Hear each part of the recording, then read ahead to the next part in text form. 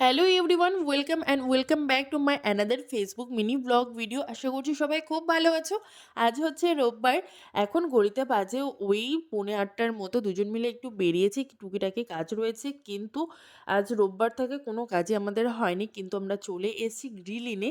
আজকে new open হয়েছে বালুরঘাটে। তো ফার্স্টে এসে মেনু কার্ড চেক করছিলাম। মেনু কার্ডে প্রচুর আইটেম রয়েছে।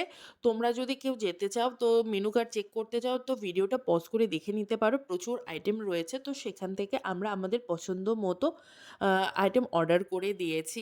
আর প্রতিটা আইটেম অর্ডার করার পরই সেখান থেকে বলেই দিচ্ছিল কাউন্টার থেকে যে 1 থেকে 1.5 ঘন্টার মতো বসে থাকতে হবে, কারণ প্রচণ্ডই ভিড় রয়েছে, দেখতেই পাচ্ছ যেমনটা। আর প্রতিটা ক্যাফে রেস্টুরেন্ট যেদিন ওপেন হয় সেদিন যে ভিড় হবেই সেখানে, এটাই স্বাভাবিক ব্যাপার। তো কিছুক্ষণ বসে থাকার পর দুজন মিলে একটু ছবি টবি তুলে নিয়েছি। আর যেহেতু হচ্ছে আজকে ওপেনিং ডে, তো প্রতিটা কাস্টমারের জন্য হচ্ছে কফি মাস্ট ছিল। তো আমরাও কফি নিয়ে নিয়েছি। কফিটা খেতে কিন্তু বেশ টেস্টি ছিল।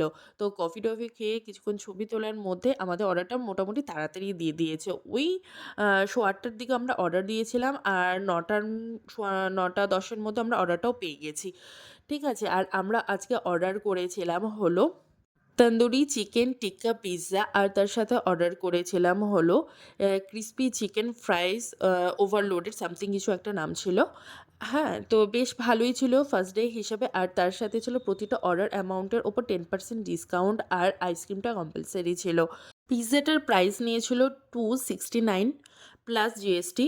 আর যেটা ফ্রাইস যেটা ছিল চিকেন ফ্রাইস, সেটার প্রাইস নিয়েছিল 149। ঠিক আছে? তো তার ওপরে তোমরা ডিসকাউন্ট অ্যান্ড জিএসটি অ্যাড করে নিয়ে তো টোটাল অ্যামাউন্ট কত হচ্ছে তোমরা ক্যালকুলেট করে নিতেই পারো। আর এটা ঠিক একদম বালুরঘাট ইট অ্যান্ড বাইটসের পাশেই। তো যারা যাবে অবশ্যই যেতে পারো। বাই।